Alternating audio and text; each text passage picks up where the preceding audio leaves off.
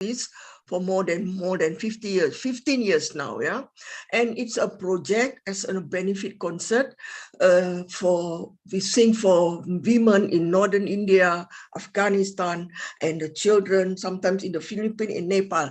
Sometimes I was thinking, at that time I sing, but now I was thinking it was not me who sing, but the problem, the joy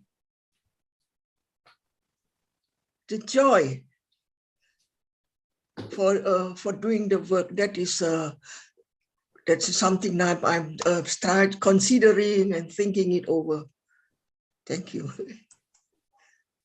And so what is the confusion? Just the thinking now about it, because when singing with joy, then no confusion, but now thinking about it and being confused and wondering whether there's an I. So it's actually just thinking with confusion, and then that thinking is gone, and then the next moment no confusion.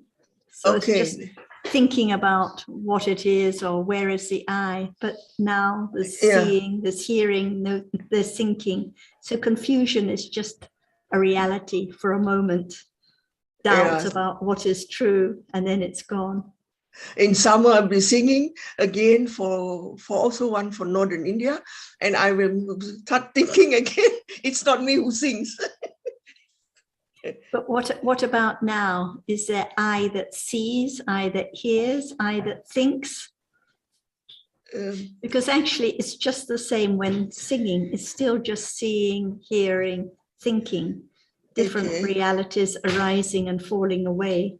So usually we think it's I that sees, I that hears, I that thinks, I that sings. But actually just different moments of experience arising and falling away. So if there's understanding about now, about the truth at this moment, then no confusion, because it's just the same at that time or any time. Okay, thank you so much. But it's a good topic we can discuss more. Unmute. Wait a minute. Morning, Nina. So, Sarah, I was so late because home care was too late. My daily home care. Okay. Morning, Nina. Morning.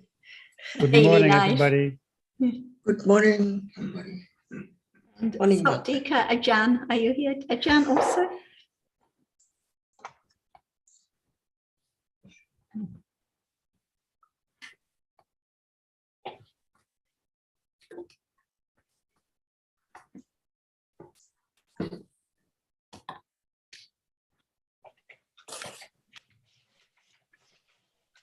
So actually, whether it's the daily care that's late, or whether singing in a concert, or no matter what the circumstances, it's still now just seeing and hearing and thinking.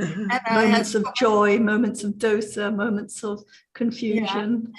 I had so many problems this week with my helper. The helper I had to take care, that takes care, I had to tell her no more, because she cannot come all the time, you know. Lots of trouble, financial trouble. She asked lots of money and so on. Sounds a little tricky, yes. Yeah, very tricky.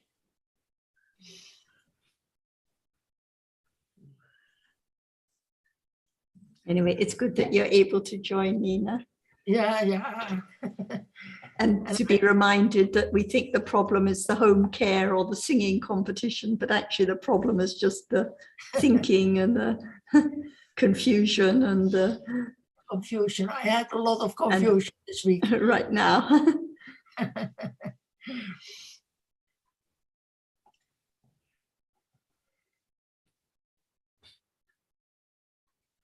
But I listened to Ajahn and taking it for something, and she explained it so well, the meaning. The discussions were so good.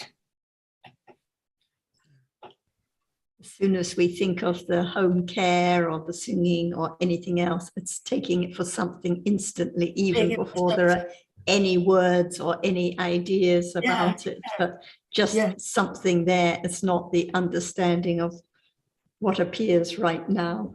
Yes, even if you don't speak it out or say any words, that she explained so well. It was very helpful. Yeah.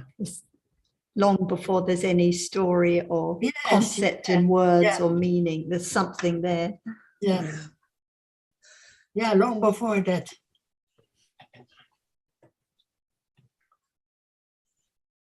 I just check again. Ajahn, are you here now?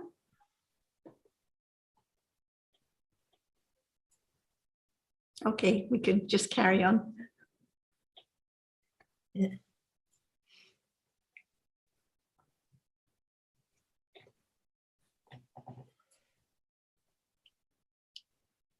And Jyotika, how did you find the discussion last time at the end? Did you have any further comments? Because we were talking about who, and when there's the idea of who that understands, then it's the same as the idea of I that understands, or my friend who understands, or someone who understands.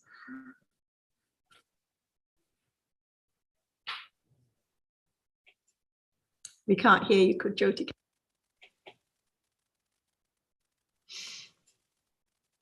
I felt that there was a lot of confusion again, and not knowing, and speaking from I. But I have a question today. I would like to. I don't know if I can ask it because there is something. But my friend is dying, and I would like to have advice about what is the best thing to do, how to support. Oh, very good. Yeah, you ask. Yeah. The real Dhamma support. I think the best support is to be a good friend. Mm-hmm. The best is to be a good friend and help in the best way one can at the time, because it may not be possible to say helpful things about different dhammas. It may be that she cannot appreciate it. So it depends on her whether she can appreciate to hear a little bit about the truth, a little bit about death at each moment, and about the reality, the world at this moment, or whether it's not the right time for her to hear. What do you think? I noticed that she had asked someone if that was that her karma. She wanted to take her karma. She wanted to stay with it, and to be as clear as possible to die. That was her wish. But then this person answered, "This is not a karma. You have not to think that this is your karma." And so then I thought, that what is coming to you has with karma to do. But I did not speak with her about it till now, because I did not want to confuse her. But she left it.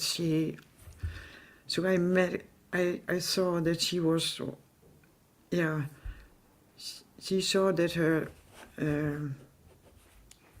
her sickness, everything with cancer, lungs and liver and everything, that it had to do with karma, and that she could take it. If she could take it, that it was the best thing. I wonder what she meant by taking her karma with her. Being with it, keeping the pain bearable. She uses the plasters, and now she has a morphine pump, so she can easily do it like everything is over. I do not feel it, and I feel quite off.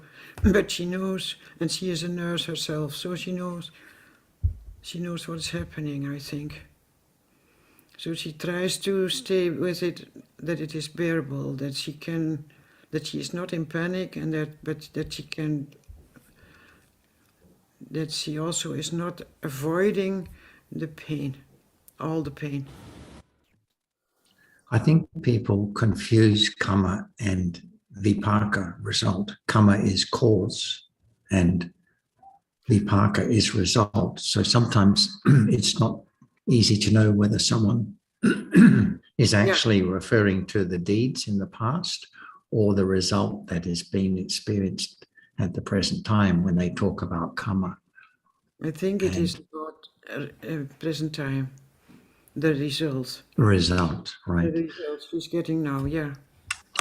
So she's hoping that she can expiate the past karma by having the result now. Is that what she's sort of talking about? No, by being mindful and by being mindful and not fighting against it, just taking it as it is coming. Right. It's really, we don't have to think about the karma and the result because it's karma is being accumulated and results are being experienced all the time. So it's possibly slightly muddled thinking on her part, because why does one have to think about it? It's really no different from that any other moment.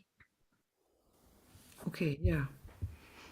And we think that death is something very, very special, but actually it's just another moment like now, because there's death at each moment.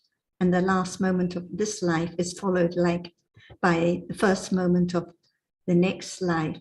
So there's nothing to be so disturbed about or to fear so much, because it's like going to sleep and not knowing when or where one will wake up. It's just another moment. And life is just at this moment. So there can be wise reflection, there can be understanding now, there can be kindness, there can be goodness now. And this is what is most precious, rather than thinking about the karma in the past or worrying about what will happen at the end of life. More precious is to understand a little bit more about how seeing now arises and dies instantly, hearing now arises and dies instantly, thinking arises and dies instantly. Why are we so disturbed about another moment in the future when it's actually just like now, just like going to sleep, nothing to be so afraid of. So there can be joy with understanding now, no matter whether the reality experienced is pleasant feeling or unpleasant feeling, no matter its hardness or seeing or visible object that's seen, they're just different realities arising and falling away.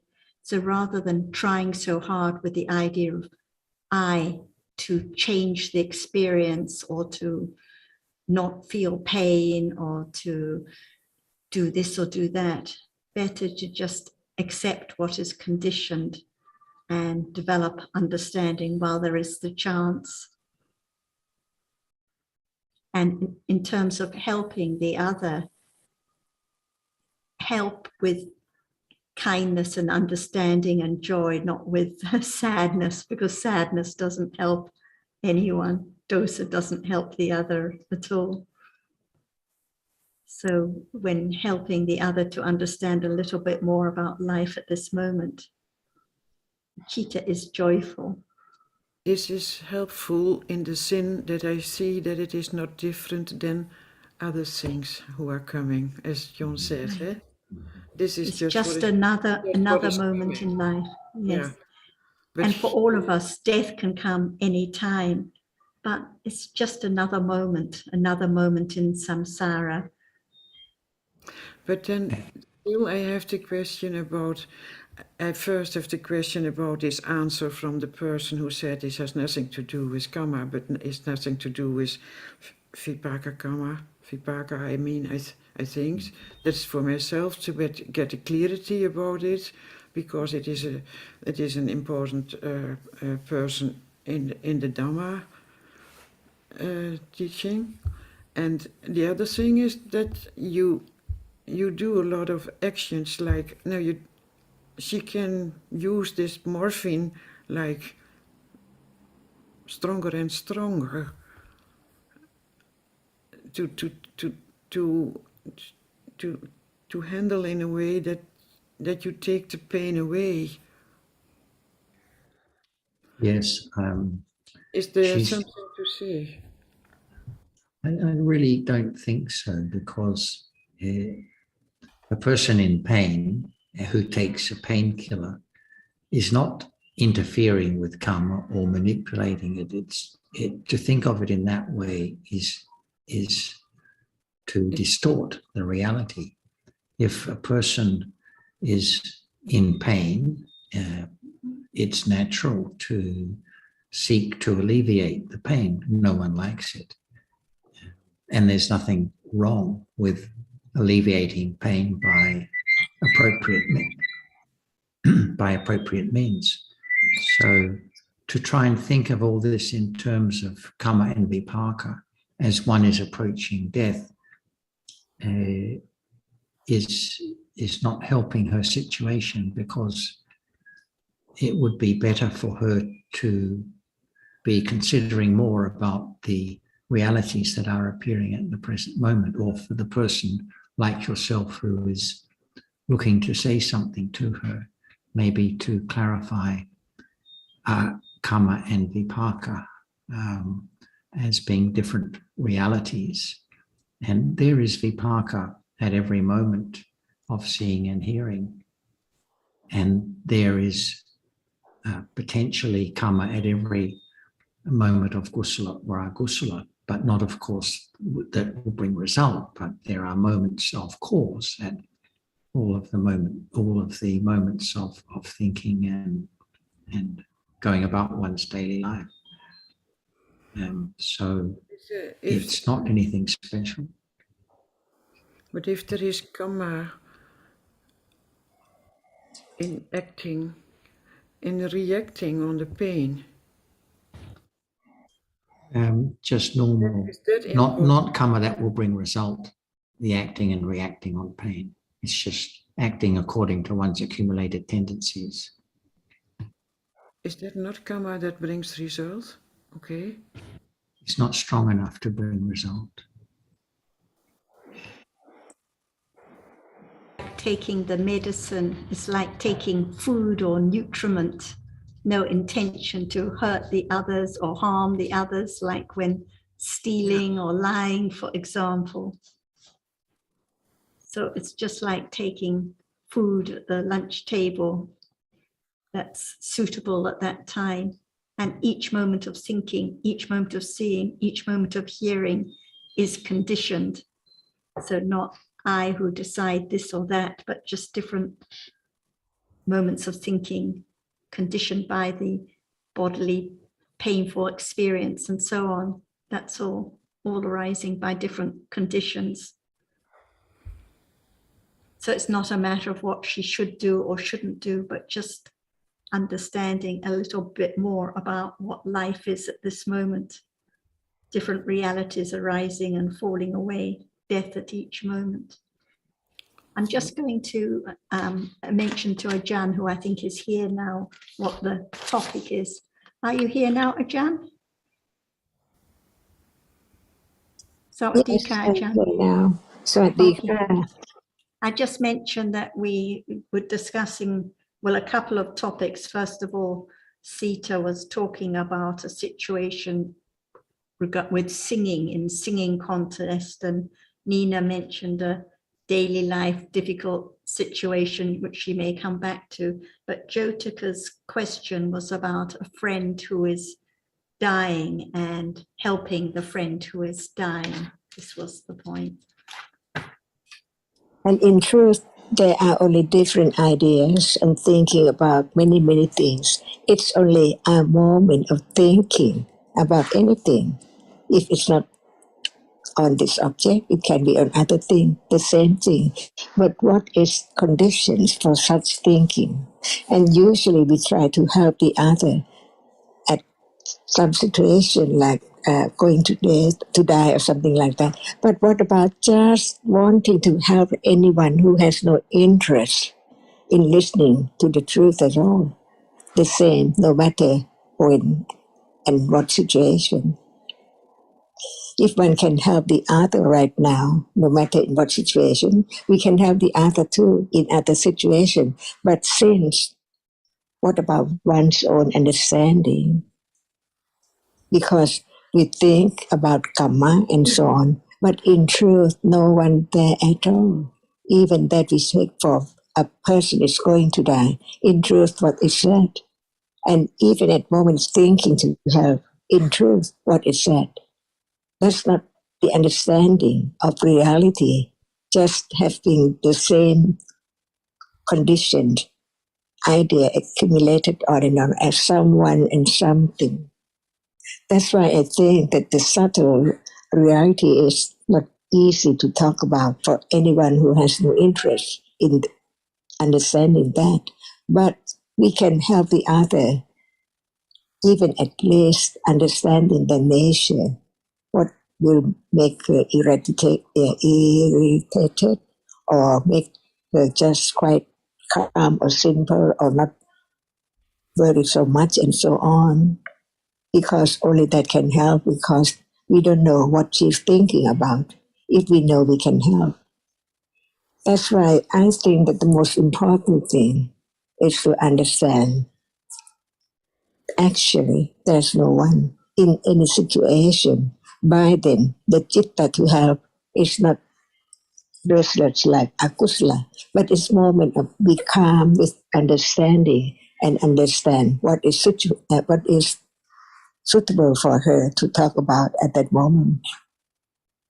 It's not easy at all, but the truth is that only one's own understanding can condition any situation to be better. What about when she has no interest at all while we are trying to help her? What is the chitta at that moment? Kusala or akusala? And if it's like that more and more, can there be any moment of understanding the truth of it as a reality?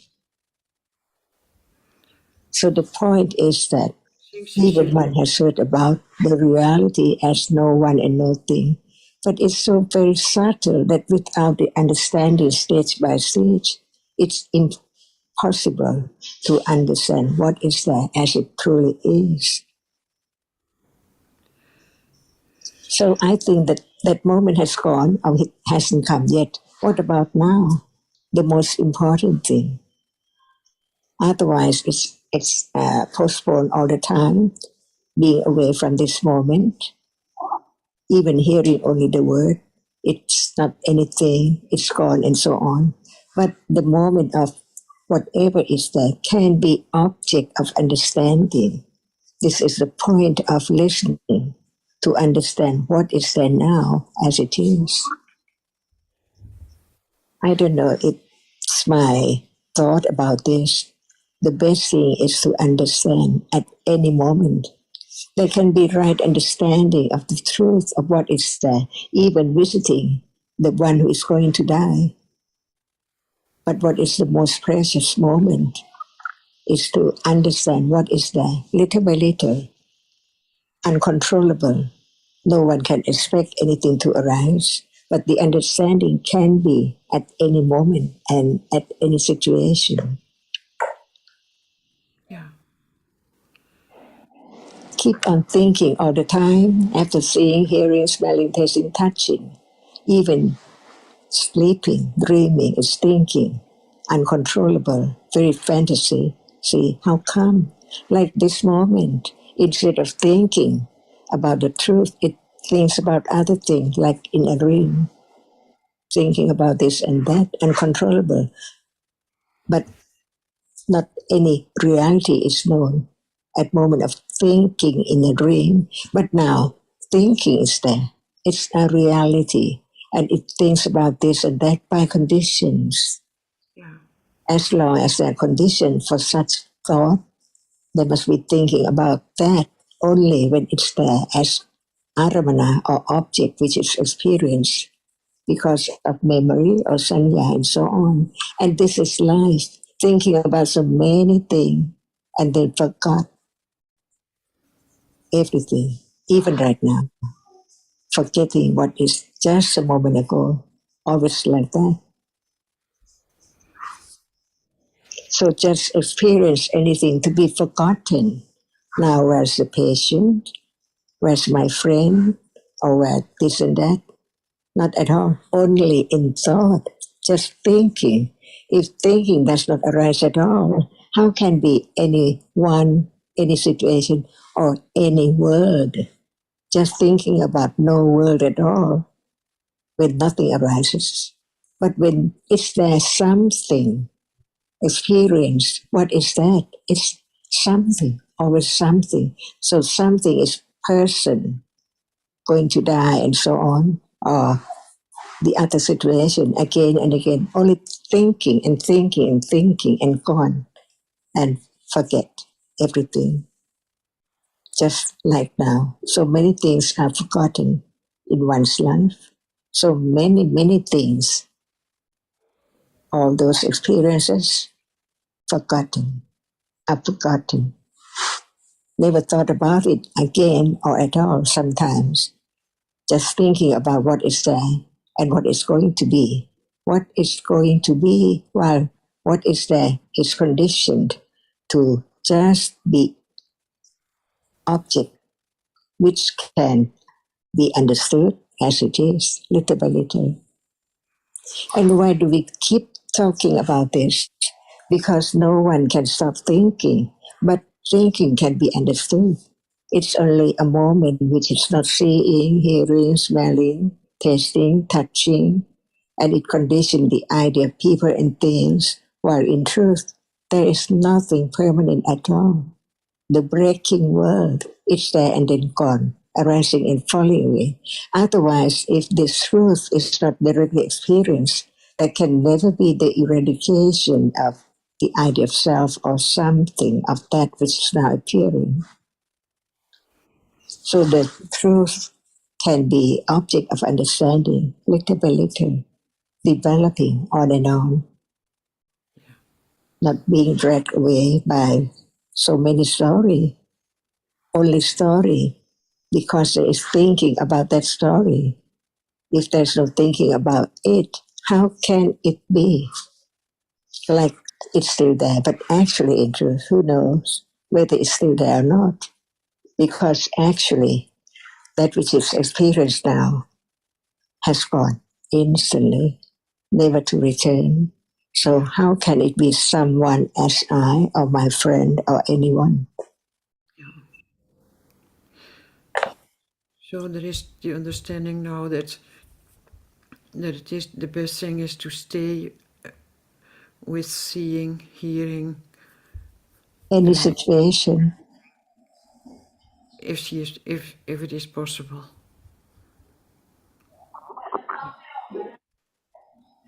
Because the truth cannot be changed at all. No. But it's so very deep, very subtle.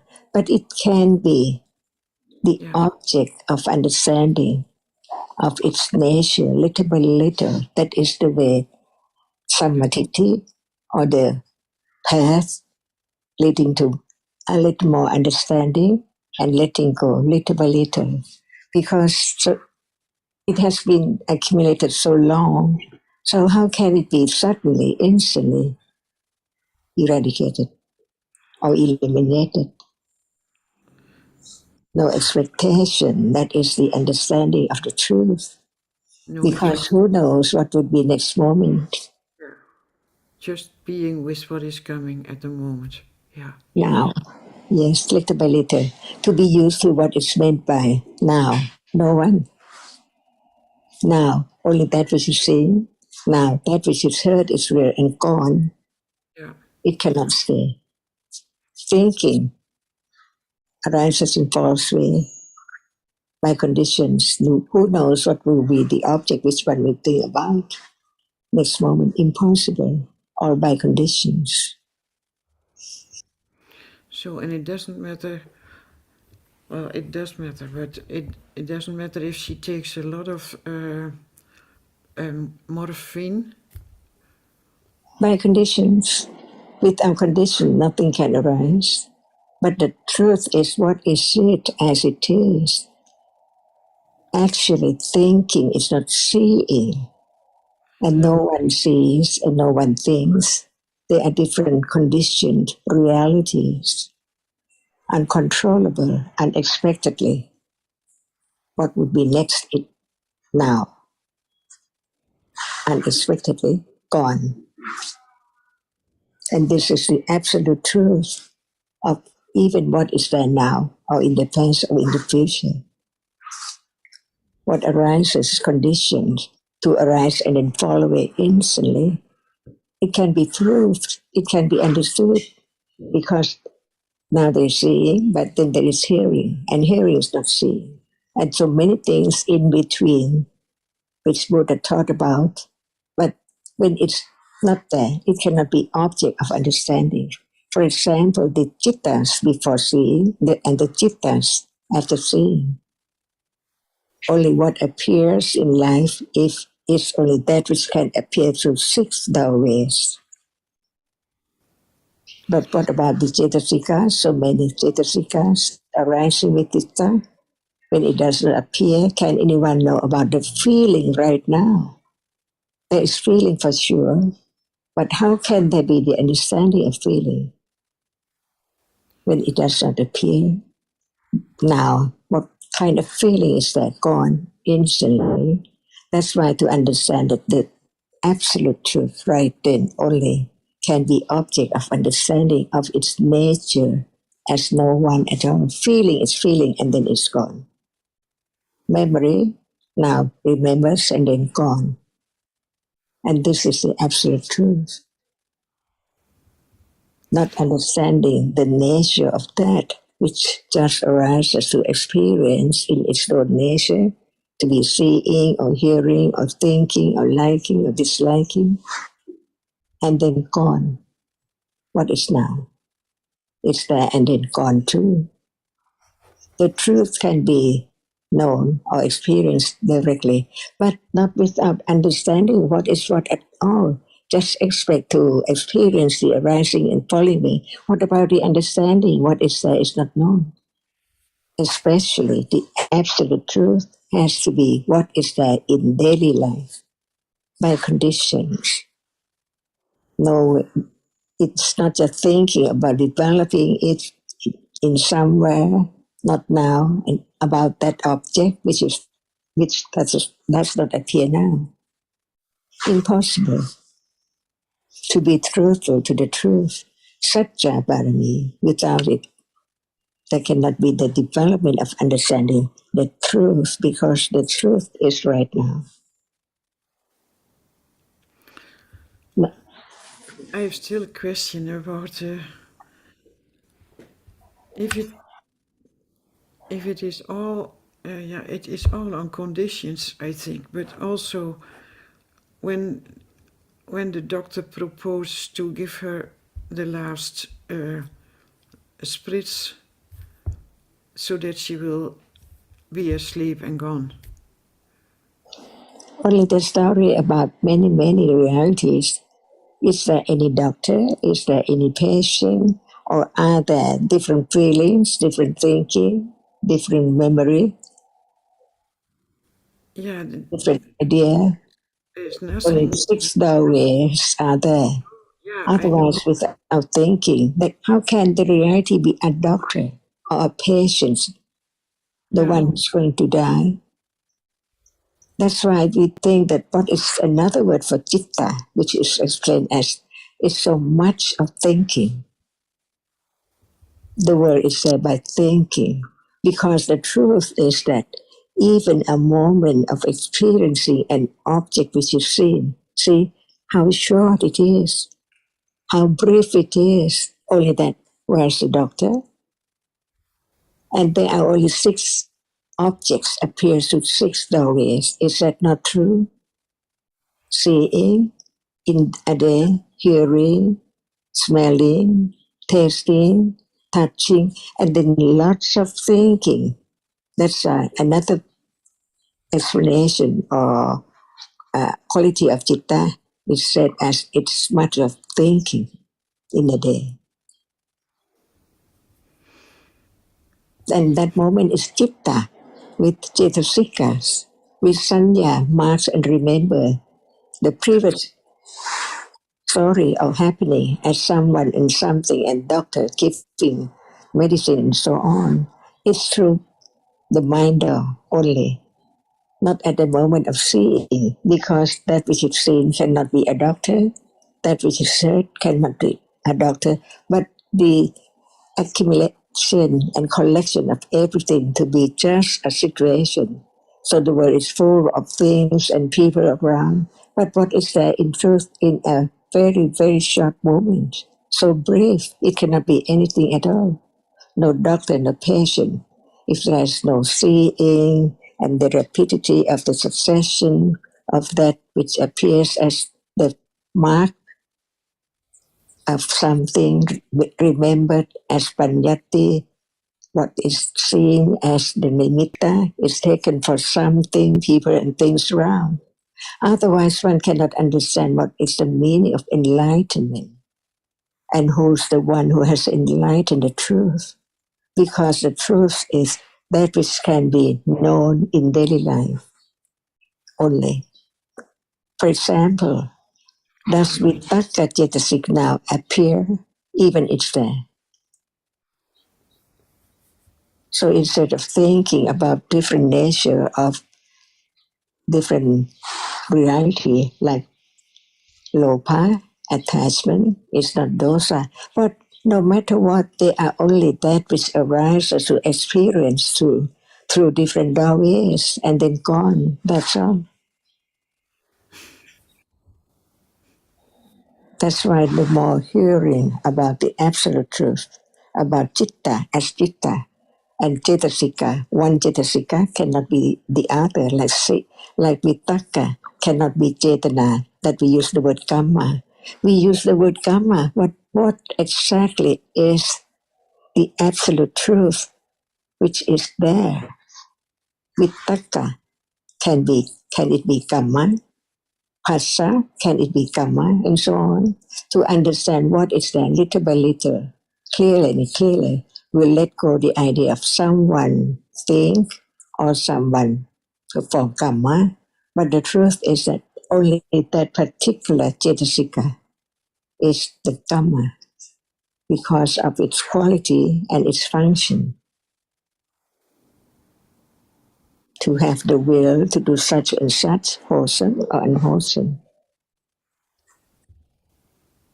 Sanya, just remember, it cannot have such intention. So who are there? No one and nothing. Only the conditioned realities. Condition what is there. But without understanding, it's taken for something or I all the time. That which cannot experience, cannot have any idea because no understanding, no experiencing. So how can there be the idea? So it's just only that to be conditioned, to be heard, to be heard as sound and so on. But the reality which arises and experience an object, when it's not known as only the reality which arises to see or to hear or to think, or to be phassa or manasikara and so on. So very, very subtle. Who knows when it does not appear? But whatever appears now, what is there is marked and remembered as a doll or a flower, see, or bed or curtain. Not self at all, not seeing either, because seeing just is a chief of experiencing the character of what is there. So now it experiences the object, and that is citta. But the feeling which arises with seeing does not see, but it feels towards that object which is experienced.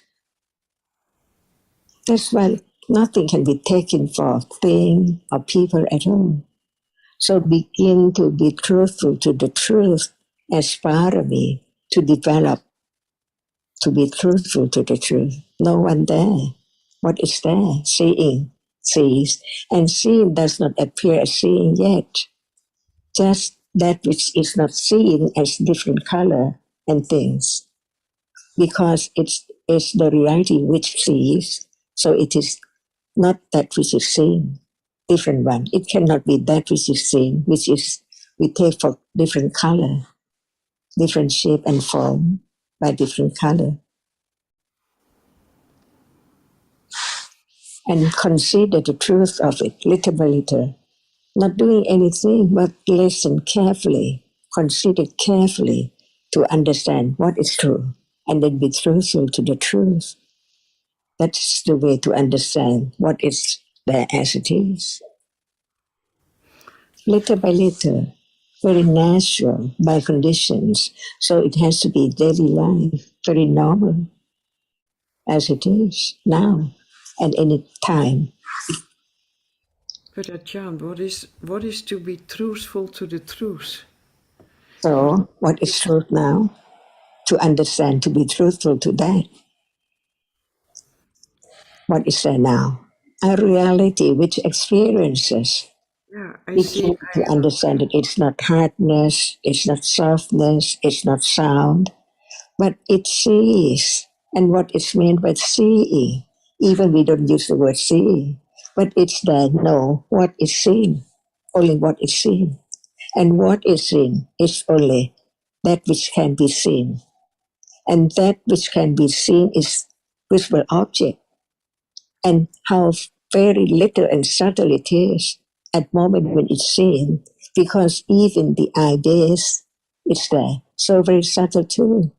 In Akalapa, and what is meant by Akalapa, it rupa arising together. It's one Kalapa.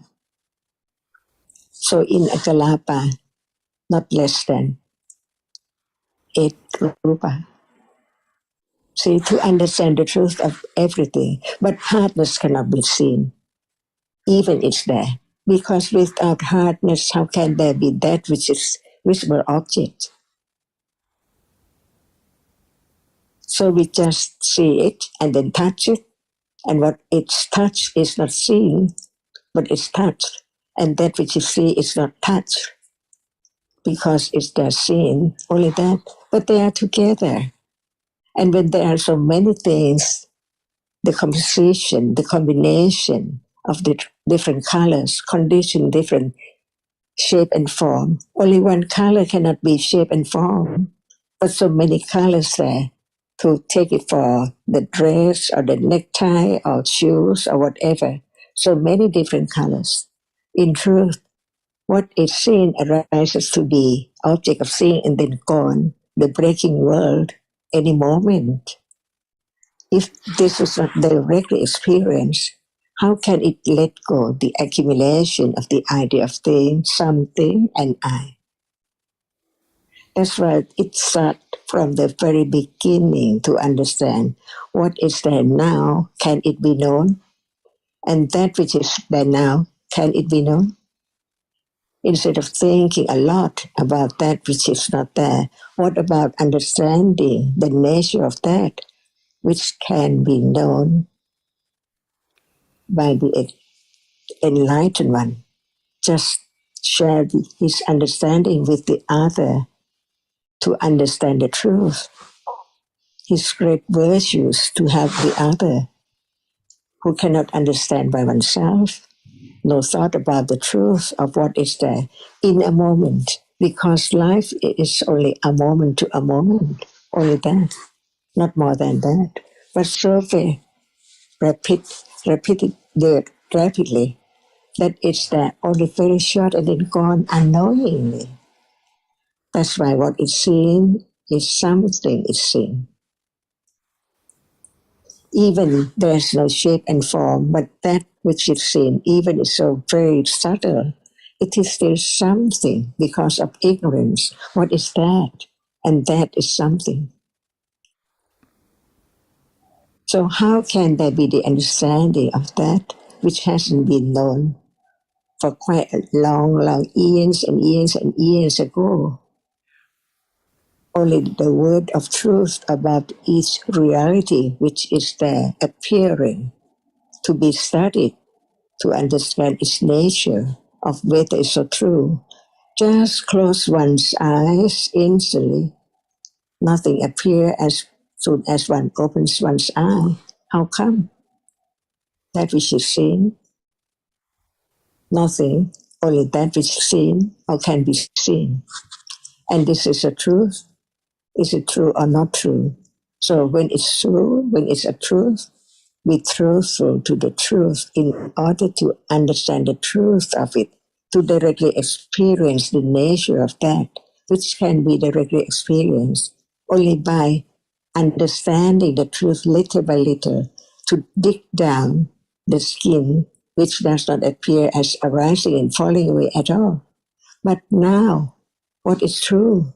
Beginning to understand what is true from the very beginning, to be truthful to the truth, in order to experience the truth of it when there's more understanding and it letting go the idea of something very gradually at moment of understanding the nature of that little by little. And it has to be stage by stage without hearing, considering wisely, carefully. How can there be the understanding of that which appears as not I or anyone at all? The truth of it, there must be conditions for its arising to see. There must be the eye base, and at moment of hearing, there must be the ear base to condition that which impinge on the ear base, and then hearing just arise to experience only that in a moment. How can there be idea instantly from only a moment which heard? What is there? That's why each one is different. Even they are that which arises to experience. The chitta is the chief of experiencing the object. And there must be many conditions for its arising and arise together, which is called as mental factor of Cetasika, by conditions. Buddha didn't make anything to arise, but realize and enlighten the truth, the condition for everything to let go that which is unwholesome from ignorance and attachment, not to arise again. How come? The miracle of the words of truth condition more understanding. That's why hearing about what is there today can develop when there's more understanding, being attained to the characteristic which is there, with more understanding to be direct understanding instantly of that which is there by conditions. That is another stage of the developed understanding, enough to understand the difference between hearing and understanding, not directly yet. And the moment when it's there, just subtly understand the truth of that which appears by conditions. At that moment, no I at all. It's just the moment of understanding of that which appears by condition. But it's only the moment of developing to realize more, clearer and clearer, characteristic of each reality as it is, different ones. Otherwise, that cannot be the moment of experiencing that which arises and falls away, because one always clings to that which is there, not understanding that which has gone instantly before the arising of the next one. To understand the truth, that's all. To let go the idea of I or something, because when it's I or something, it seems like it's permanent enough to be such. But in truth, how can it be anything when it's not there anymore? The understanding of the falling away is the understanding of sunyata, the understanding of that which arises by conditions, arising and falling away, anatta, no one and no thing there at all. So listen to the words from whom? the enlightened one, who can teach about the truth of what is there, to be considered carefully whether it's true or not. So right understanding cannot arise without careful considering of the truth of each word. And I think, Jyotika, another point is that usually we would like to be advised, shall I suggest she take more morphine or less morphine? Should I speak or should I be quiet? Should I hold her hand or not hold her hand? Should I visit more often, or should she think this way or that way? But actually, this is all the story of I and what I should do. It's not the understanding of dharmas at the present moment.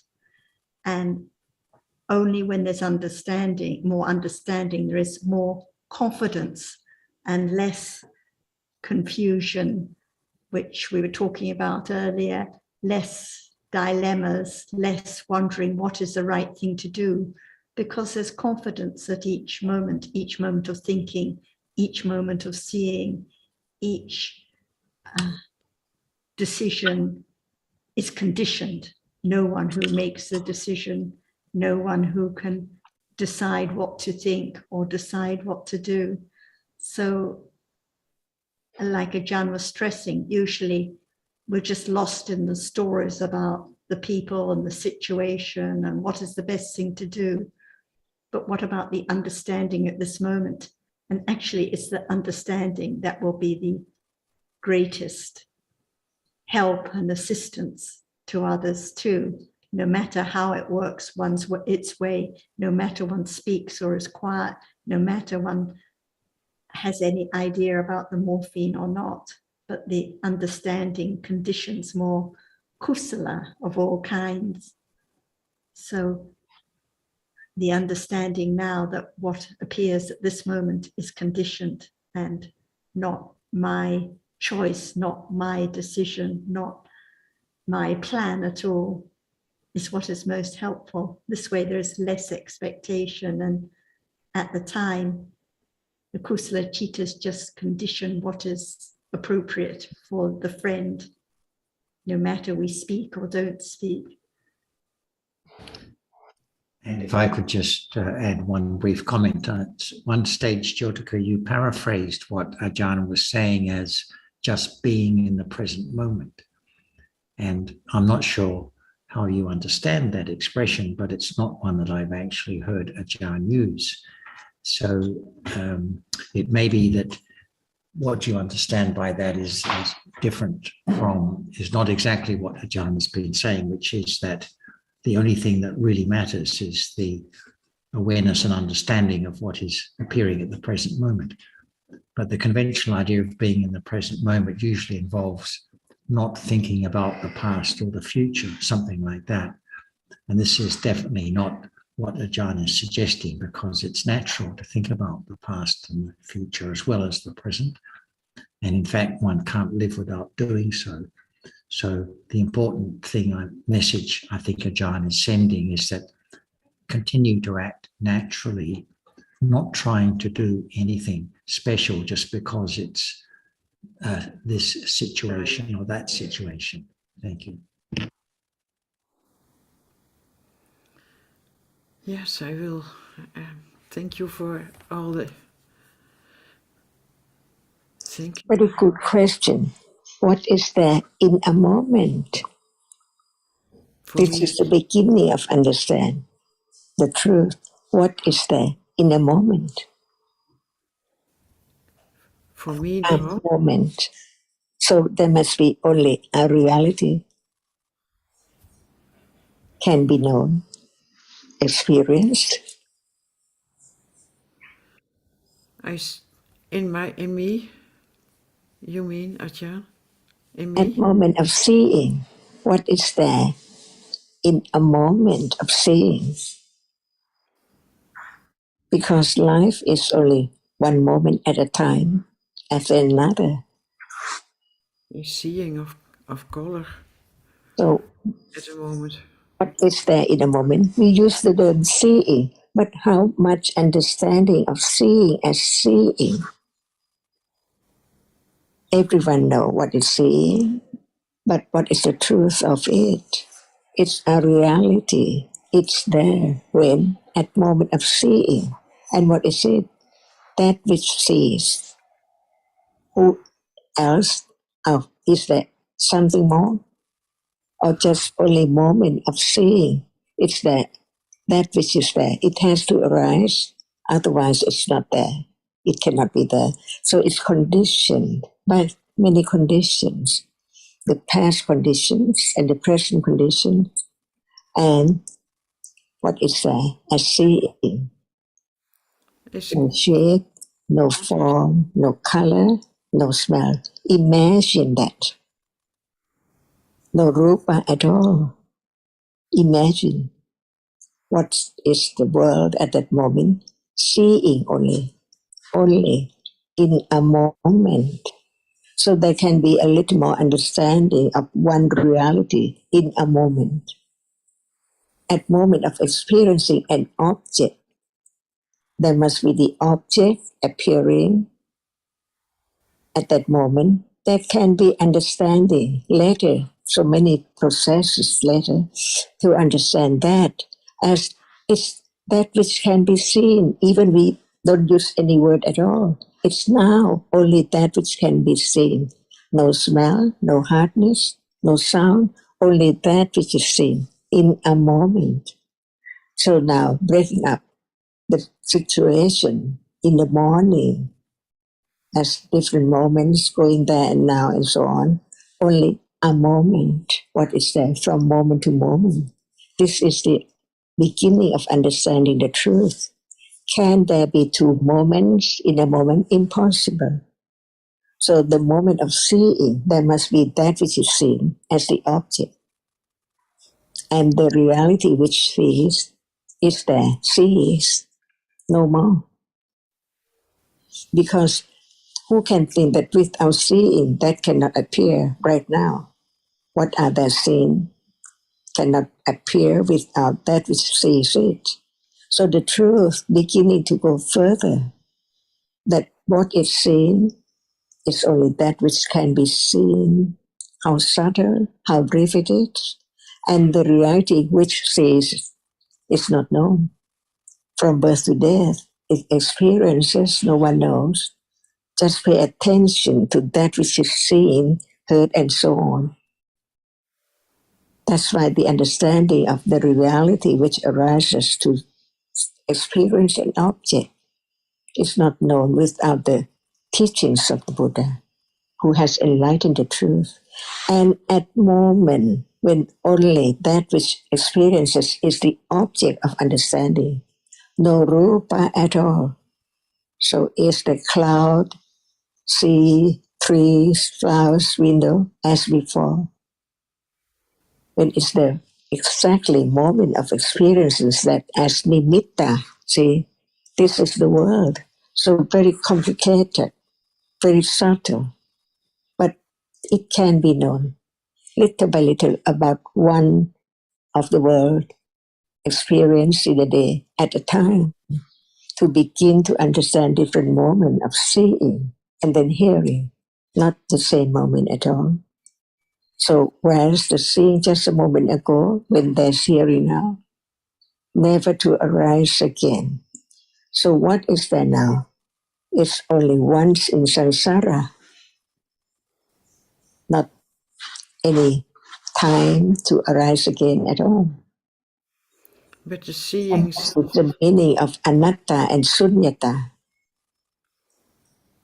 which means no one and no thing, permanent at all.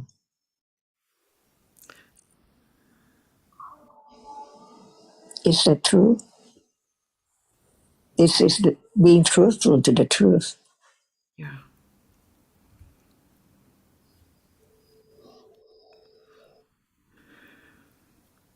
And there can be more confidence of the truth when there's more understanding of the truth.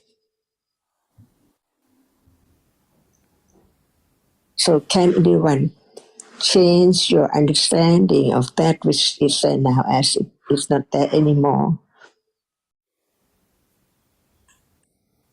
The truth is the truth.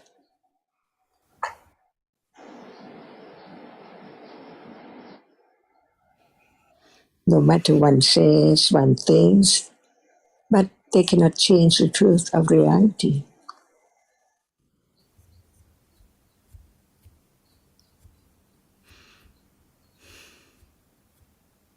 And the truth can be proved, can be understood anytime. At the moment when a sound is heard, can there be other thing appearing?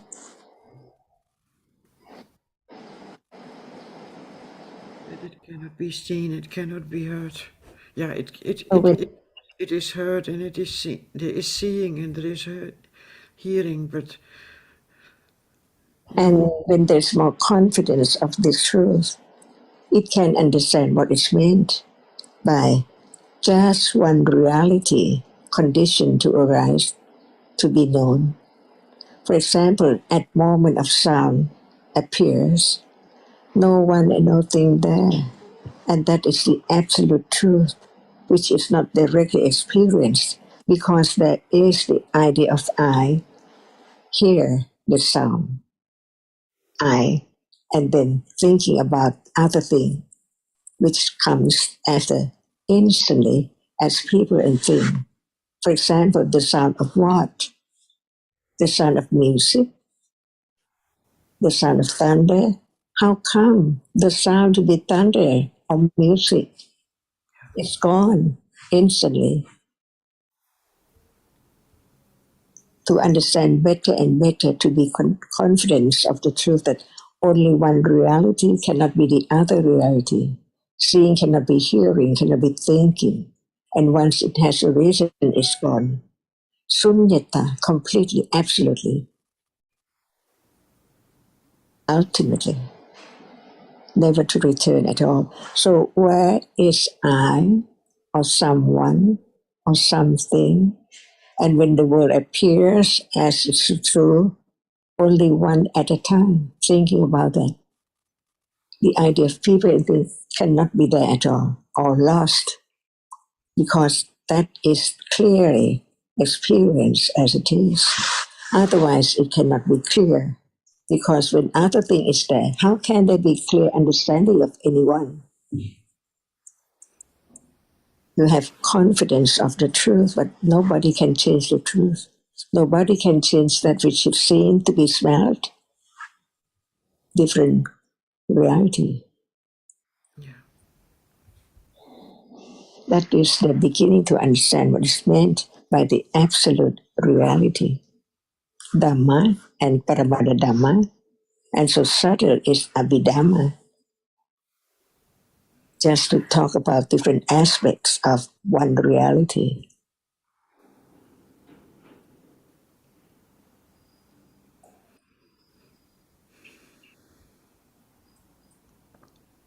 It depends on how anyone can experience it, or can anyone hear it, understanding it, or just no interest in understanding the truth by conditions. Because actually, each reality cannot be taken for anyone or anything at all. At moment of not understanding seeing is moment of ignorance, instantly accumulated. So how difficult it is to let go the idea of self, only considering carefully, wisely about the truth. When it's true, be truthful to the truth in order to understand the truth better, on and on, very slowly, so very little at a time. But without that, how can there be the great right understanding or wisdom to realize instantly the truth of it by conditions?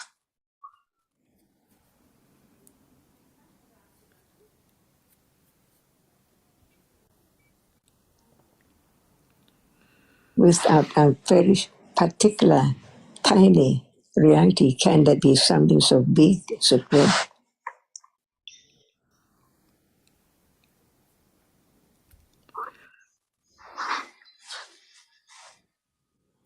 don't know. The smallest thing, the tiny thing is so big.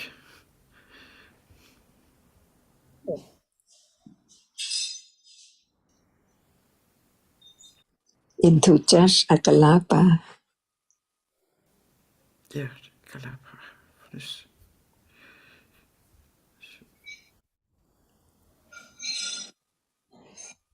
as it's seen as a dust. It's not a kalapa. Kalapa is tinier than that.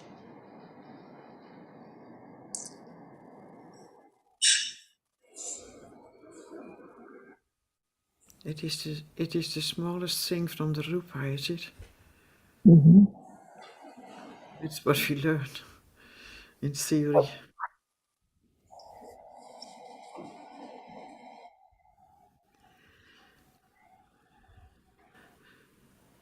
Thank you, Ajahn.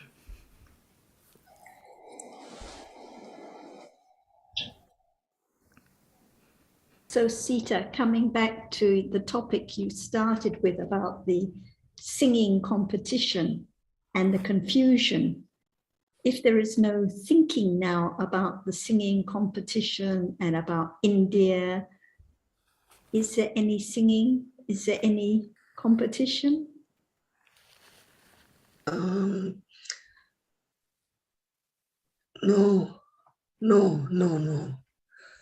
No,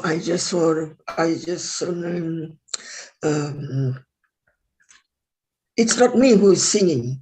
Now I understand. But it's only the joy that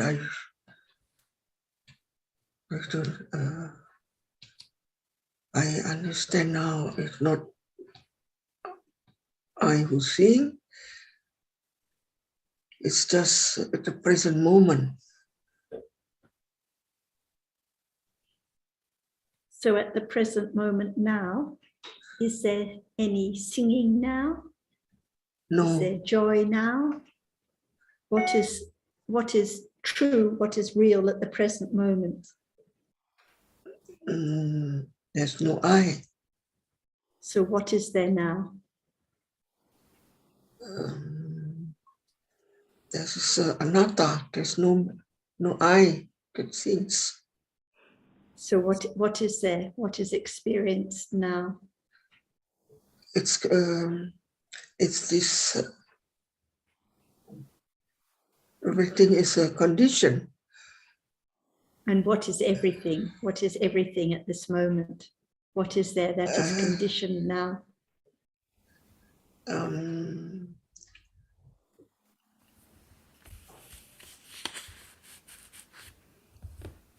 It's gone. What is gone? That the word I that I sing, that is gone. It's happened. It's no more there anymore. Is there any thinking about it? Is there thinking about I that is not there? Thinking about the singing? Thinking about no more? Is there thinking at this moment? Yeah. Just thinking about this moment. So thinking is real. Thinking is arising and falling away now. Yeah. That is real. That's reality. Not I that think, but just thinking. The chitta that thinks and then it's gone. And what about seeing now? Is there any seeing? No. No seeing? No. Is anything seen? Is there a reality that is seen now? No, it's only the realization. Is there any visible object seen now? For example, when looking at the computer screen, is there a reality that is seen now? Yeah. It is. Yeah. That is a visible object you see. Right, so the visible object is seen. Is it I that sees the visible object, or is it the seeing consciousness that sees the visible object. The consciousness that sees the visible object. Right. The chitta, the seeing chitta that sees what is visible and then arises and is gone. So when we talk about anatta, seeing is anatta because it's not I that sees. The visible object that is seen is anatta because it's just that reality that's seen, not someone, not something. It arises and is gone. And what is heard now?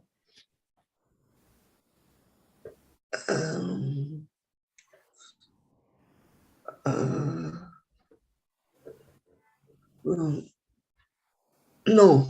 Is anything heard now? No, not at all.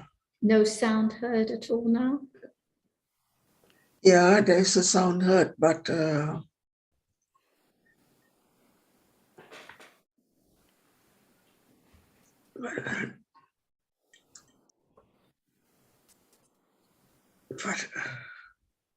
if no sound is heard, how can there be thinking about the meaning of the sound?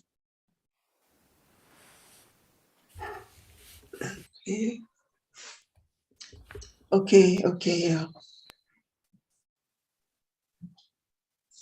Okay. So there must be sound heard, and there must be the hearing of that sound. Otherwise, if there was no hearing of any sounds, there couldn't be thinking about the sounds, thinking about the meaning, thinking about what is seen, thinking about what is touched, thinking about what is tasted. So there are just moments of seeing, moments of hearing, moments of smelling, tasting, touching, and countless moments of thinking about the story about what's been seen, the story about what's been heard, the story about singing competitions. Exactly, there's the story, right? So thinking about the story. So the thinking is real, but the story, the idea of the singing contest and the people in India, these are just ideas that are thought about now. If there's no thinking about the people and the singing contest, where are they? So they're just in one's imagination. So now... Is that Sanya that remembers? Yes, so Sanya, like we discussed last week, it arises with each chitta marking and remembering what has been experienced, so that it conditions the thinking to think about the idea of the picture of a Jan, the picture of Jonathan or Nina or myself. Without Sanya, no thinking about these different ideas, these different images. So the truth that Ajahn was talking about is right now. It's not when we're in the singing competition or when we're talking to the friend who's dying. It's here and now, the seeing now, the hearing now, the thinking now, different moments of experience and different visible objects and sounds which are experienced, and then thinking about all kinds of ideas. So just different moments of experiencing, different chittas and chaitasikas experiencing, different rupas that are experienced through the sense doors, and lots of thinking. So usually we live in the world of ideas and dreams and stories, not understanding what is true at this moment, that there are just these different realities arising and falling away, each one anatta, not in anyone's control. Thank you. Thank you, Sarah. Like Ajahn said, we have to just keep listening a lot, because usually our thinking takes us away from the present moment, and that's why there's all the confusion, because not enough understanding of what appears, what is real right now. So life is at this very moment. Thank you so much.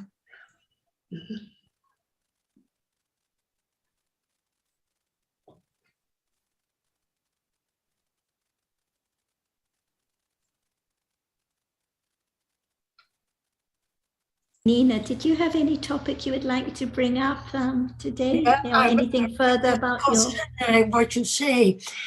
our thinking takes us away from the present moment, because I have so much personal trouble with the helper, you know, and she makes such a lot of trouble, and it's the thinking, and that takes us away from the present moment. And we would like not to think so much of this person, all finished, but we can't help it, that we keep on thinking because of accumulations of thinking a lot in the past too, and now we can't help that. It's just conditions, I know.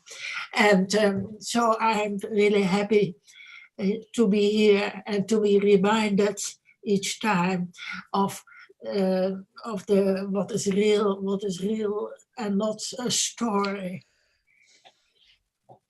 Usually it always seems that it's my difficult situation, and then we listen to the Dhamma and we realize actually it's like that for everyone. Everyone has their difficult story and their situation, but actually it's all the world of thinking about people and things. The real problem is just the lack of understanding right now. But as you say, it can't be helped. It's conditioned to be like that because there's so much clinging and ignorance. Yeah. And just to be clear, Nina, we say that thinking takes us away from the present moment, but actually it's what you referred to as the accumulated tendencies that are the culprit, because there's always going to be thinking. So, and it's not a question of there should be less thinking or not this kind of thinking. The fact is, it's the nature of the mind of Citta to think about what's been experienced and about the past and the future. But whether we think with the tendency to worry about this or that, or to have aversion, of course, is accumulated, and that's the real culprit, as you recognized, I think. Yes, and it's so unpleasant, and we don't like it, but it still happens by conditions, so we can't change it. That's right. And usually there's the idea that if I just think more about it and work out the solution, then it'll be better.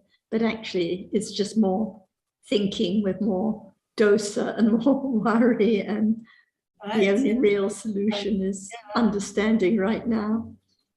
I'm really happy to hear all this. It's really helpful. Good reminders for everyone. Yes. It can also happen that there's realization that it's thinking with dosa, and at that very moment, instead of dosa, there can be metta. Yes. Yeah. Mm-hmm.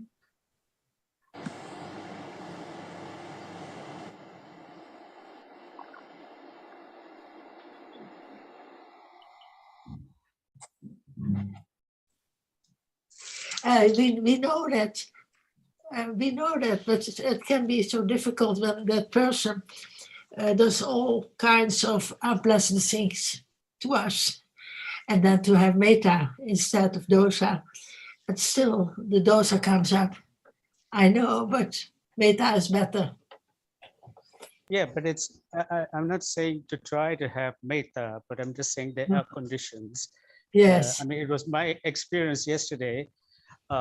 We have all these posters of politicians come up for elections, and I've always hated the sight of that. You know, I've accumulated a lot of negativity towards politics and people who, want to become elected for this or for that. And then, so I was seeing all the faces there with a lot of aversion.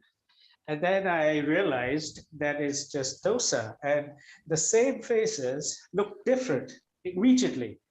It wasn't an unfriendly face anymore. So that's what I was remembering when I said what I did.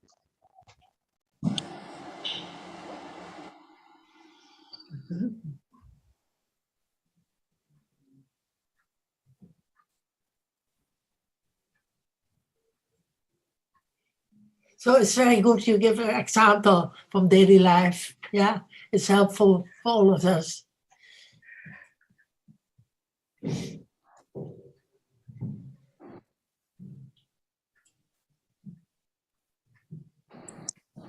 So it's quite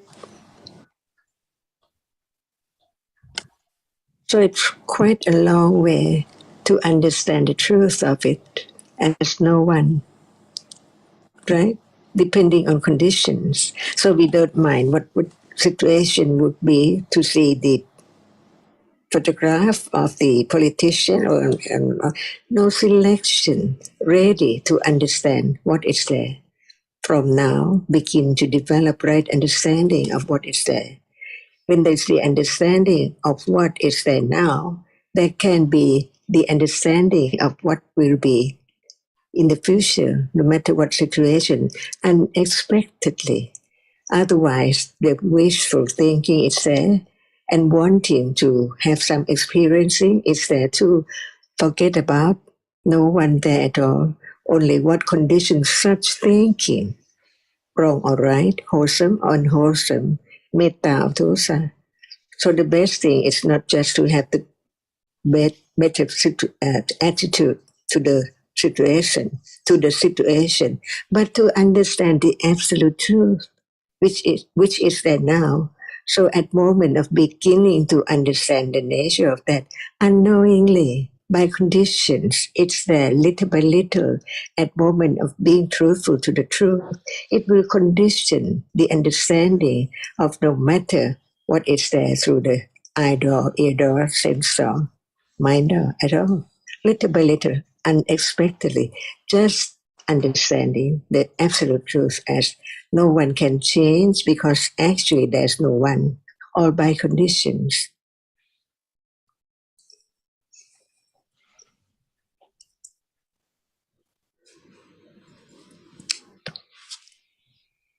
And that can condition such understanding that situation as it is, little by little, short or long, depending on conditions, of what degrees, depending on condition, just to think about the truth, not just realizing the truth as nothing and no one. Little by little, it develops on and on in samsara, the circle of birth and death, from this life to other life.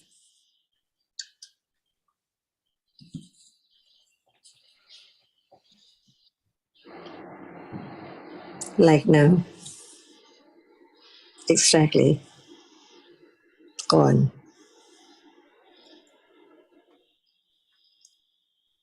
To live with the understanding of the truth little by little.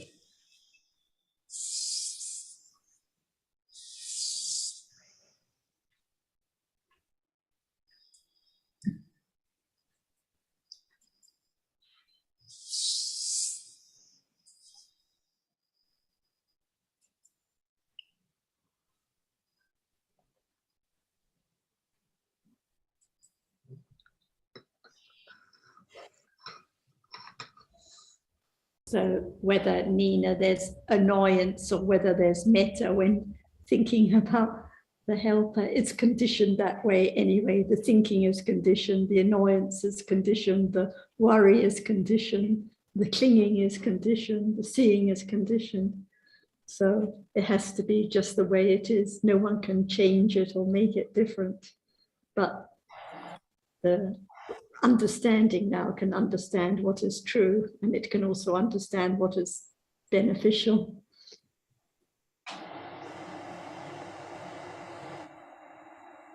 Otherwise, there's more torturing, thinking it should be a different way or that one shouldn't be disturbed or something like this. Whereas actually it's conditioned like that. Just like if one's in pain on the sick bed, it's conditioned like that. And it's the same if there's annoyance or one's disturbed or there's a lot of attachment with joyful feeling. Each moment, each reality is conditioned as it is.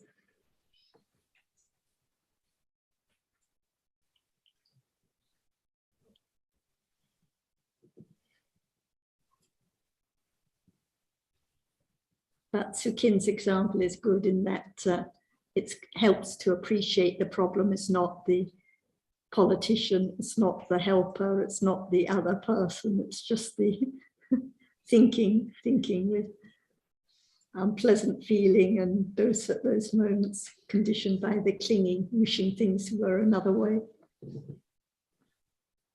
Ask a question. Go ahead, Mark.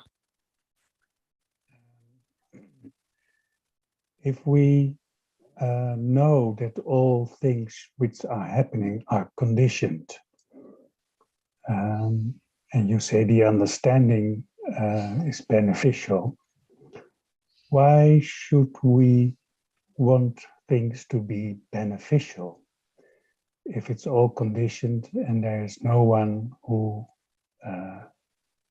experience anything? What's the problem with unbeneficial and beneficial things? It's something which, if I imagine all things being conditioned, it seems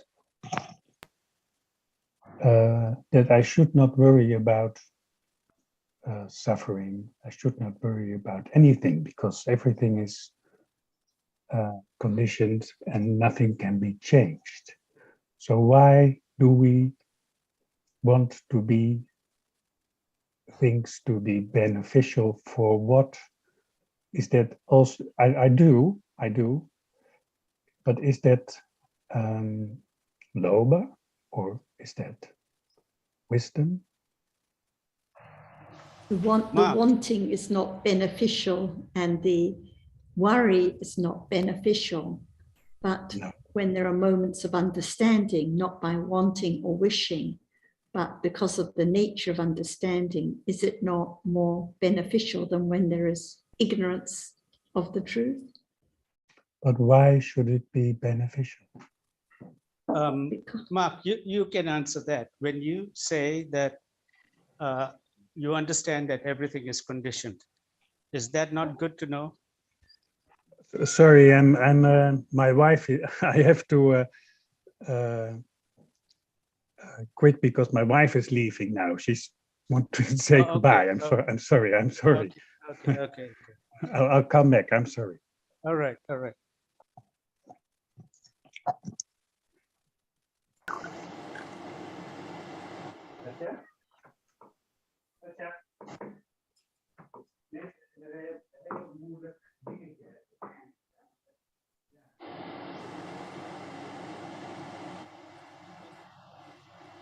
I think it's because of wanting to change the situation.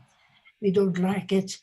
And it can happen that we never knew before that we would face such difficulty before. And then we are really overwhelmed or surprised.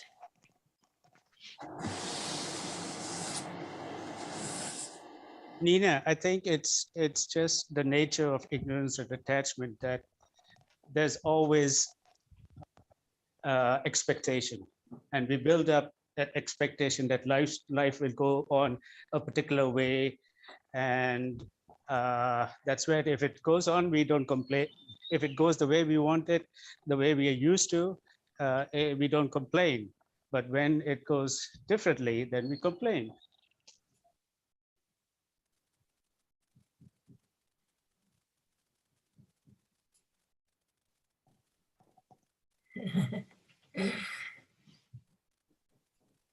I don't know if the topic has changed, but I'm back again. Yeah.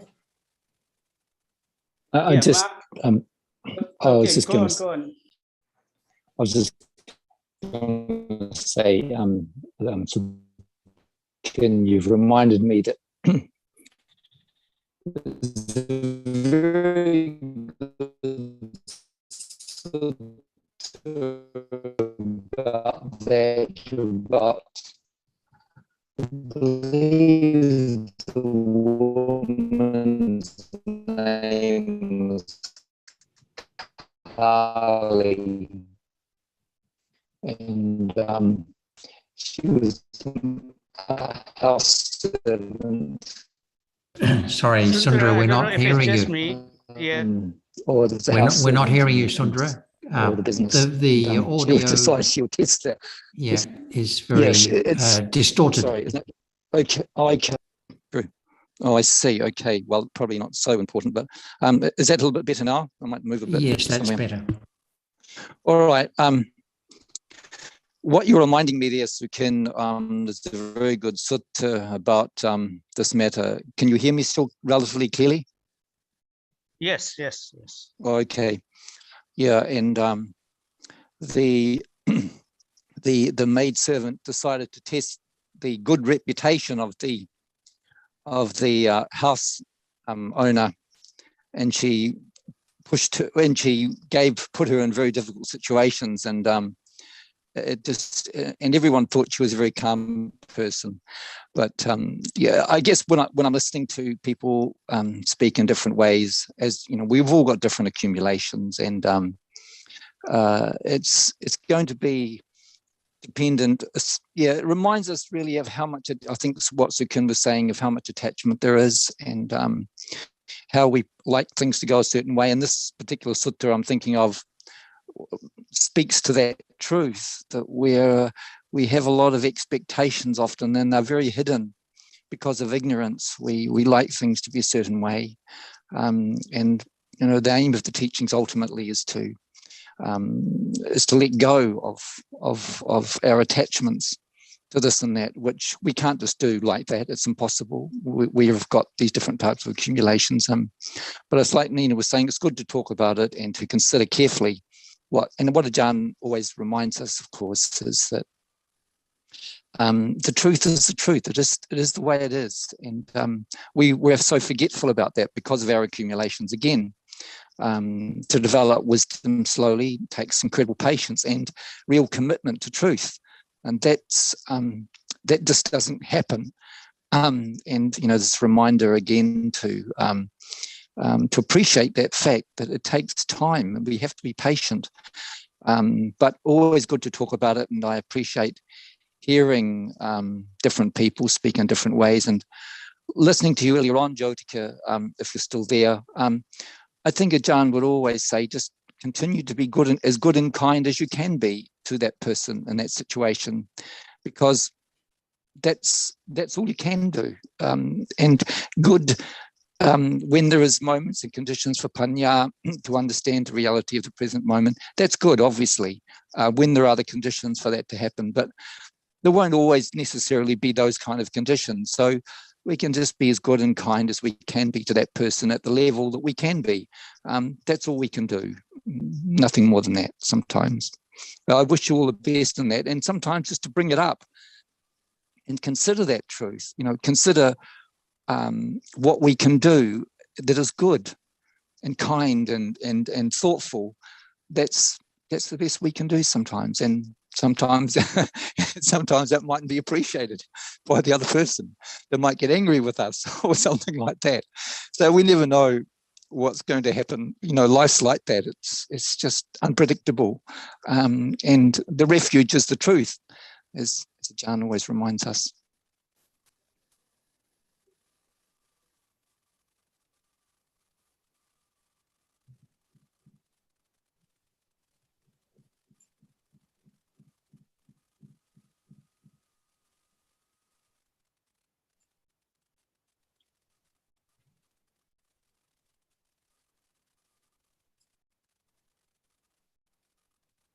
Does anyone else have any questions or topics they'd like to bring up today? Maeve, Alan, Alberto, anyone? Shanti, anyone? Sarah. Yeah. Oh, no, Sorry, Alan. Yes, no, Alan? go ahead. Go ahead, Alan. Okay. Yeah, Sarah, you did a post on the popping up of Panya, and you quoted from the Ummagga Sutta, but I couldn't see anything in the Ummagga Sutta which was kind of referring to popping up. So I just wondered, maybe it was in the word. So what does Ummagga mean? Because in the sutta, in the text, it translates it as approach. So I'm just wondering, maybe Ummagga means popping up, but this idea of popping up, why did you choose the Ummagga Sutta? This is a sutta that I was discussing with Ajahn that I think we both brought up.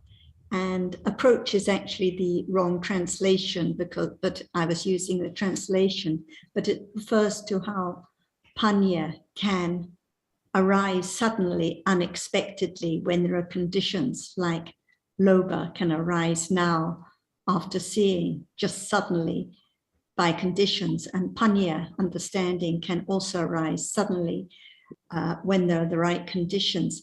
And I think it's particularly referring in the sutta to understanding of the degree of vipassana jnana, when there is the direct insight into the nature of realities suddenly appearing or popping up.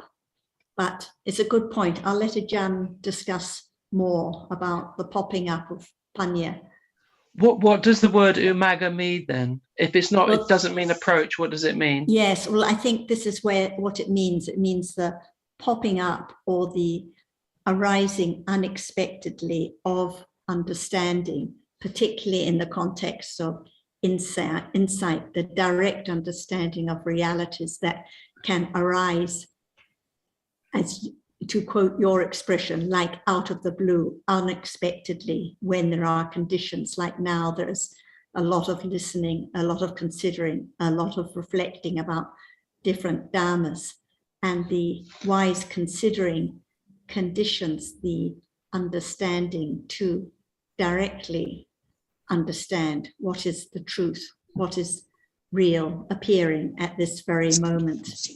So it is the development of understanding that conditions the popping up or the unexpected arising of understanding, which arises that which appears right at this very moment. Thank you. Ajahn, would you like to add more on this topic of the popping up of understanding and the Ummagga Sutta?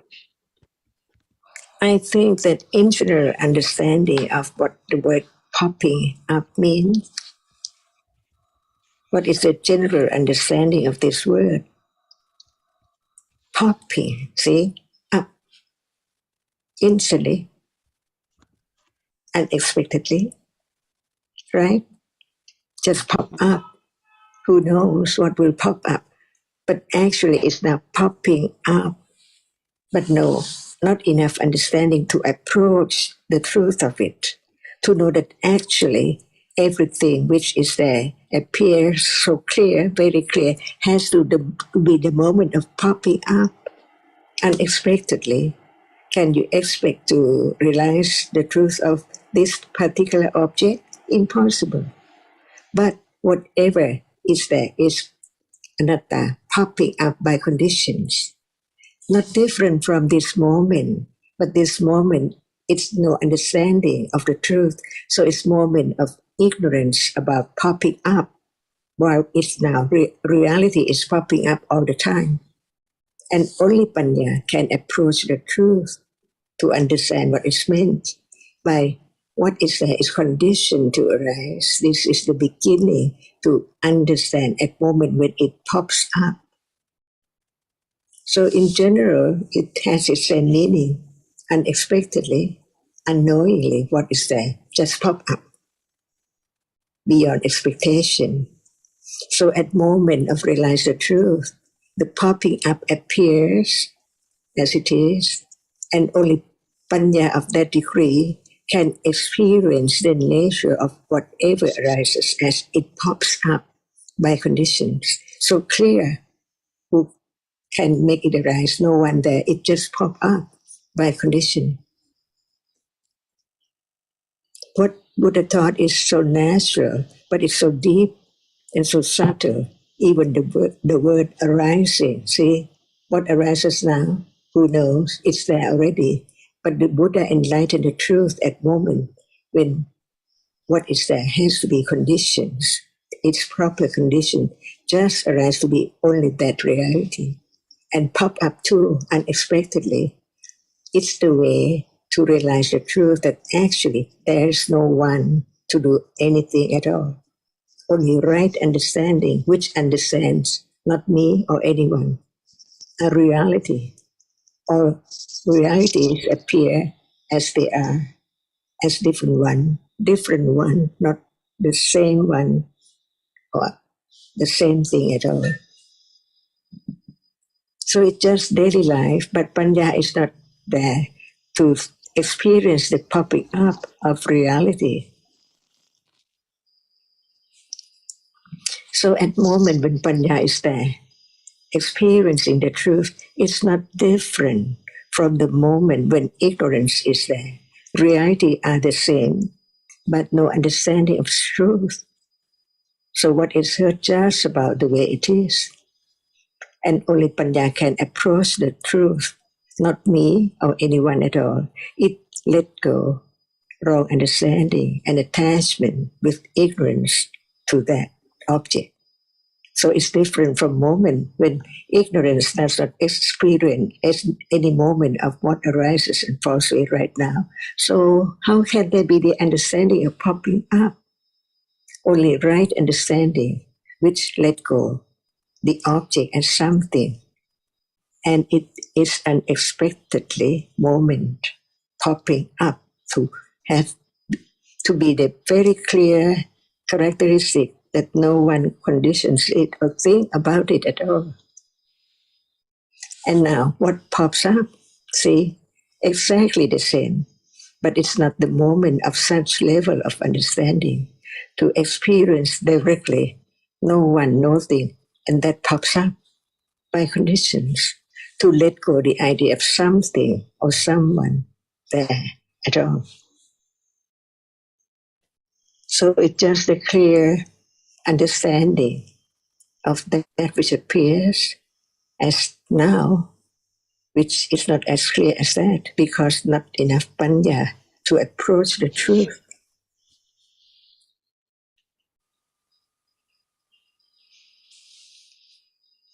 In other words, it's really another word for anatta because it's referring to how whatever arises now pops up by conditions, not by anyone's wish or will. Like if there is irritation when thinking about the helper, that irritation pops up.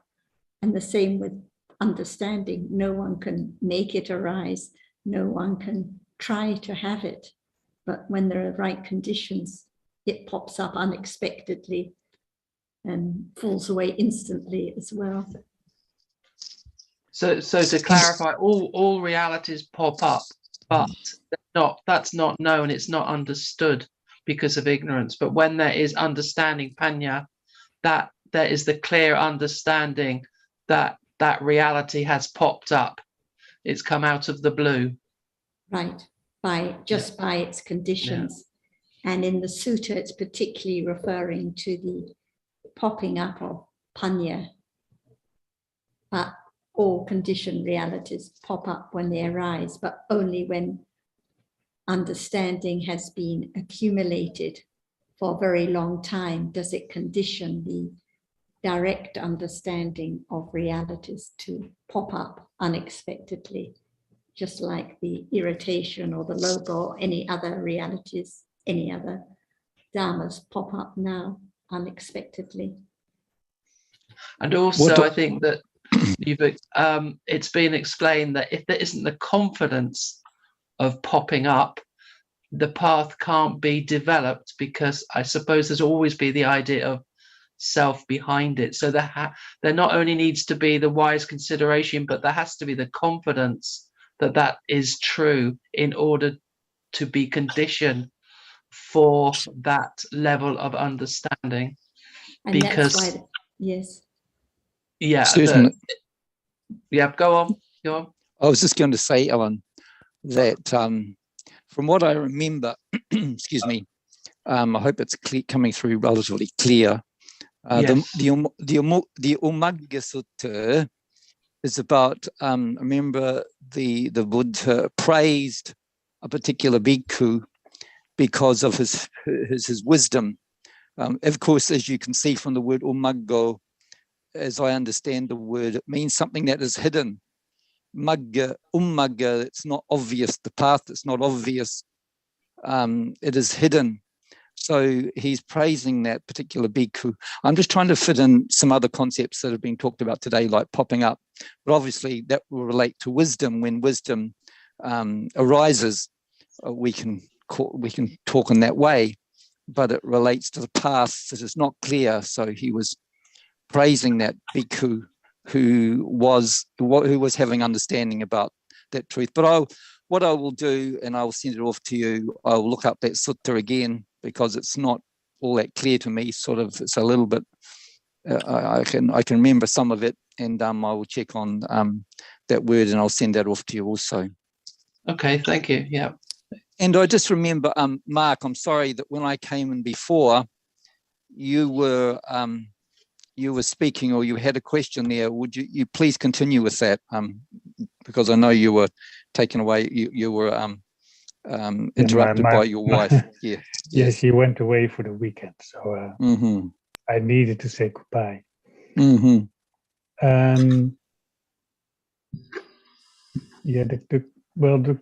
I think I posed the question. It seems when I realize that all things are conditioned and nothing I can do, and there is no self, for me and also for the people who are suffering, isn't the why is it beneficial to relieve the suffering? Because there isn't anybody who is suffering. So why, at some level, and that's probably because of my not understanding, but it seems so. It seems all done very pointless and very empty. If I realize the sunyata of everything. I think we're talking about kusala and akusala, Mark, because when we talk about beneficial, we mean something that is not harmful to the other or to oneself, and that's the definition of kusala. So kusala is preferable to akusala. And why is it preferable? Because it's not harmful to anyone. But there isn't anyone. But there are citta, cetasika, and rupa that we have used the label of a being for when they are arising together. So the only I agree with you. It's not that I want to how do you say that? That I want everything to be akusala. Right. I recognize in myself the wish that suffering will disappear. But when I imagine that there isn't anyone who is suffering, that wish seems to be pointless. Well, we have to consider what we mean when we say there is no one, there is nobody. I think what it means is that there are realities, citta, cetasika, and rupa are the underlying realities, but there's no reality of a being as such. There's no single Dhamma that we can call a being. What we call a being is an assemblage of cittas, cetasikas, and rupas. So they are the underlying realities. So when we say no being, that is a way of saying in terms of absolute realities, there is no single absolute reality that is the being. When we say there is no body, we are not saying that one should not think in terms of people and things. We are saying that the understanding of the reality of the present moment is the understanding of these conditioned dhammas. Right. It doesn't mean that one no longer thinks of a being or an object. The person who understands reality still thinks of beings and objects. Right. So the relative reality is also important and real. We say conventional reality. Conventional. But we just have to be careful about saying it's real, because real can mean different things. And when we talk about absolute realities or absolute conditioned dhammas are real, we mean real in a certain sense, in an absolute sense. So conventional realities are not real in the absolute sense. So when we say they're just conditions,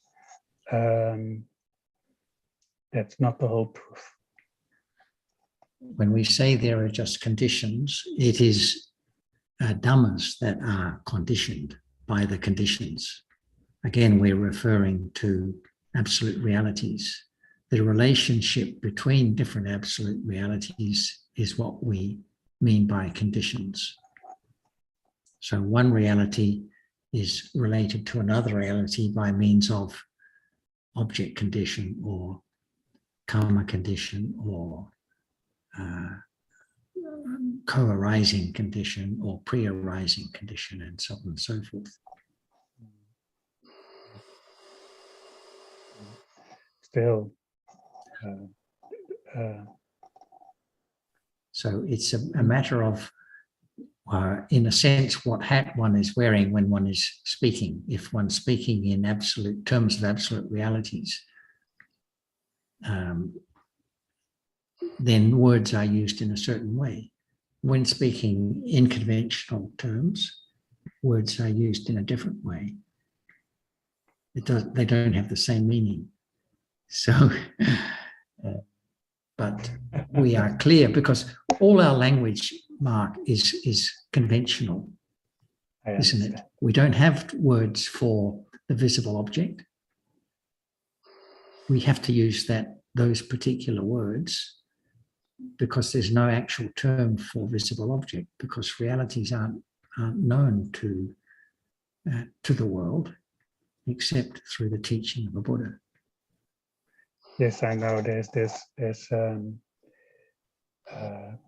a Zen teacher, which is Mahayana, I know, but he says there are two principles. There's the first principle, which is absolute reality, and then there's the second principle, which is conventional reality. And we should keep in mind that the first principle is the most true, but we should not forget the second principle. And so Mark, can we say like this, that there must be thinking. Thinking is an ultimate reality that must arise. Sure, yes. For everyone, there must be. And thinking always has a concept as object. So that thinking, having concept as object, must continue. And without that thinking, there cannot be living. You can't move a finger, you can't communicate with people, you can't do anything, right? So that must happen. But there can be talking to people, thinking about situations without the wrong understanding that these situations and people and things are real. Yes. Yes, but they are real in a certain way. And the Buddha described all kinds of realities. So he described those realities which are kusala, which are beneficial, and those realities which are harmful and not beneficial. It doesn't mean that a person has beneficial and harmful qualities, but like in the example Nina gave, when there is aversion and disturbance, it just conditions more aversion and disturbance. It's not Nina's aversion, but the quality of that reality is harmful. It leads to causing more and more difficulty in life for oneself and for others. And those qualities which are wholesome, like metta, help others to live more easily and help life to flow more gently. And understanding is the quality that is most beneficial of all. The hoping or the wishing to have it is not beneficial, but the understanding itself is the most beneficial or the most precious quality of all, but it doesn't belong to anyone. So yes. The Buddha just described all kinds of realities so that there can be understanding more about what is the difference between metta and attachment, between understanding and ignorance, so that the understanding itself can understand what is to be developed and what is not to be developed. And just yes. Back briefly to the popping up, the point of talking about the popping up of realities is so that the illusion that I can follow a path or I can have understanding by doing this or that or following a practice is abandoned, to understand that whatever arises does so unexpectedly by conditions, not by any self or will. Yes, and the thing which sticks to me now is when there is more understanding, there's also more understanding about the relationship between conventional realities and absolute realities. So apparently it's not understood yet. No. But it definitely, you should definitely, I think, a nihilistic view, saying there's no one there, so so suffering isn't unimportant, doesn't seem to be wise understanding. No. And how that works. It's the understanding of the realities which leads to the understanding of what are just conventional ideas, like yes. The singing and the competition and the helper. But if there's no understanding of realities, there can be no understanding that these are just conventional ideas and terms. They will be taken for being true and real unless there is the understanding of the Dhammas right at this moment. Right. And I think it's always useful to bear in mind, Mark, that those ultimate realities or the true realities, actually I'll put it the other way around, that the conventional realities, like the people and things that we experience in our daily life, they're utterly dependent upon the ultimate realities. Without the ultimate realities, Chitta, Cetasika and Rupa, there could not be, any conventional ideas or any other truths. We've alluded to this before, but it's always useful to bear in mind. So the Buddha had to use all these conventional terms. He had to utilize the language of the day and to point to the deeper truths, which so these conventional truths are totally dependent upon the ultimate truths. They couldn't. Our conventional world could not exist without these deeper truths. Yes, I understand. Mm-hmm. Yes, but apparently you cannot reduce the reality to absolute realities. There, maybe you can, but not in the way I do it. It can be understood, with helpful pointers and indicators, like the Buddha used throughout many suttas in many different ways. He points to the deeper truths all continually, and they are, as we know, we don't really. We know they're so subtle. We can get some grasp and appreciation that these deeper truths are not easy of comprehension. They're very elusive in a way, but gradually wisdom can be developed. There's no other way. And we have to be patient in the conventional sense to appreciate these deeper truths. Takes time, and good friend and all these good friends and discussions that help us to consider more carefully what the true nature of those truths are, They just are as the way they are, as John reminds us. They just are the way they are. And truth is its own reality. It cannot be changed. And we can see that even at a conventional level. And that can be helpful to develop confidence in the truth of what appears. Yes, I think that's I appreciate you saying that we can have confidence in understanding, developing gradually, and we can't hurry. And by wanting to understand the relationship between the conventional and the absolute reality, which I don't really understand, is a kind of a hurry, is a kind of wanting to understand it all now, which I don't. And I think I should accept it that I don't really understand it. I can feel some of it. And Mark, for you or for anyone else, there's always only one chitta with Chetasika is experiencing an object. So only one reality can ever be experienced and be the object of understanding. So whatever we're thinking, whatever about how much understanding we have or not, and what is correct, what should be done, what should not be done. The truth is the truth, that there is only the present moment to be known, to be understood. Yes. Yes, thank you. Okay, I think we can continue next.